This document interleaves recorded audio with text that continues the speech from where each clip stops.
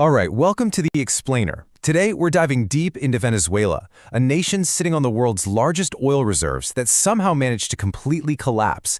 And it all ends with this wild military intervention that honestly feels like something straight out of a Hollywood movie. So, this really is the central question, isn't it? I mean, how does a country that's literally sitting on more oil than Saudi Arabia just completely fall apart? It's a puzzle that really sets the stage for everything that comes next. And get this, it's not just an economic story. It turns into a full-blown geopolitical thriller that ends with this unbelievable scene: the U.S. military moving in to capture a sitting head of state. So that's exactly where we're going to jump in, right at the climax. Okay, let's start with the intervention itself. Because back in January 2026, the crisis in Venezuela just exploded onto the world stage in a way that, frankly, nobody saw coming. I mean, just look at how fast this all went down. In the early hours of January 3rd, U.S. Special Forces kick off Operation Absolute Resolve. By that afternoon, President Maduro was captured. Just a day later, he's on a plane to the U.S. to face charges. And by the 5th, his own vice president is taking over. We're talking less than 3 days. A sovereign nation's leader is just gone, removed by an outside power. It's incredible. So what was the official reason for all this? Well, the U.S. administration at the time was very careful not to call it an invasion or, an act of war. Instead, they framed it as this massive law enforcement action. The argument was, hey, we're not targeting a country here. We're targeting a criminal network that has basically hijacked the entire Venezuelan government. And this quote from the U.S. president at the time, wow. It really tells you everything you need to know about the sheer scope of this plan. See, the goal wasn't just to grab Maduro. It was for the United States to literally run Venezuela, at least for a while. That is a massive declaration of intent. We're talking about directly overseeing the entire political transition of another country. But here's the thing. For an intervention like this to even be on the table, a country has to be brought to its absolute knees first. So how did Venezuela, a nation just swimming in oil, get to that point of total ruin? I mean, the change here is just staggering. It's hard to even wrap your head around. On one hand, you had Venezuela as an oil powerhouse, one of the richest nations in Latin America.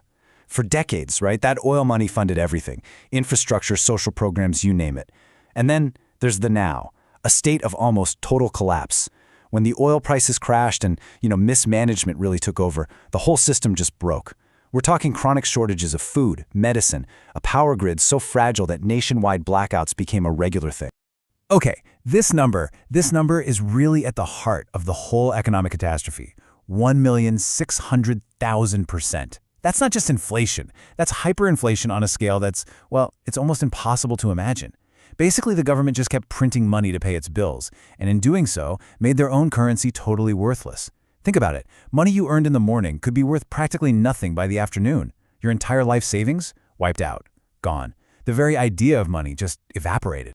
Now, this kind of economic implosion, it doesn't happen in a vacuum, right? It went hand in hand with a political system that was also completely falling apart, creating what was basically a full-blown democracy in crisis.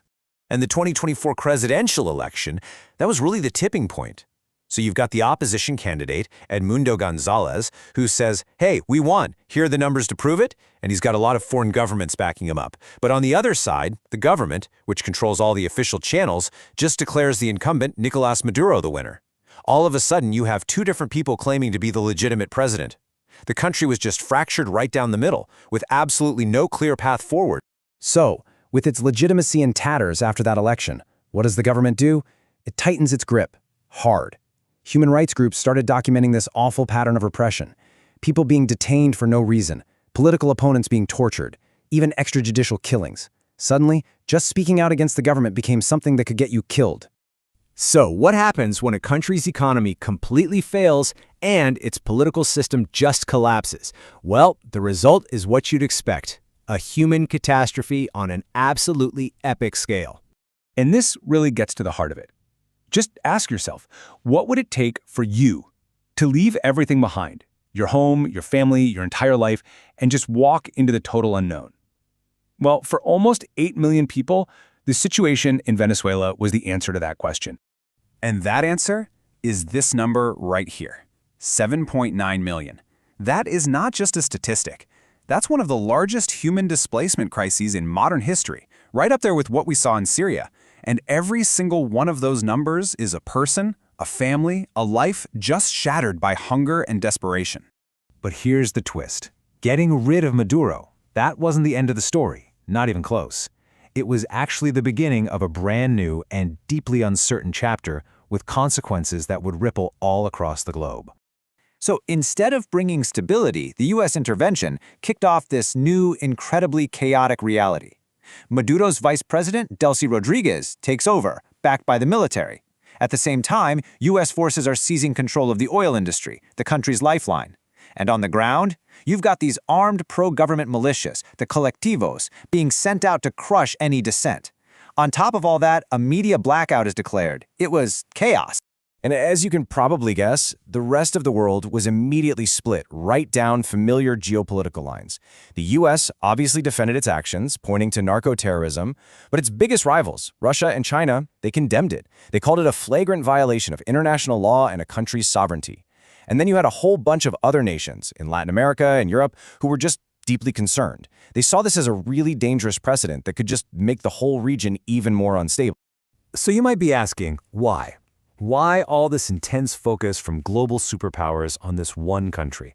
Well, it always comes back to this number, $303 billion. That's the number of barrels of proven oil reserves in Venezuela. It is the largest on Earth. The fate of Venezuela is completely tied to the world's energy security, and that right there is why its crisis is everybody's business. And all of this leaves us right here with one of the toughest questions in all of international relations. When a nation completely collapses, who has the right to step in? It's a question about sovereignty, sure, but also about the responsibility to protect people from disaster. And what happens when the old rules of the world just don't seem to apply anymore? There are, as you can imagine, no easy answers.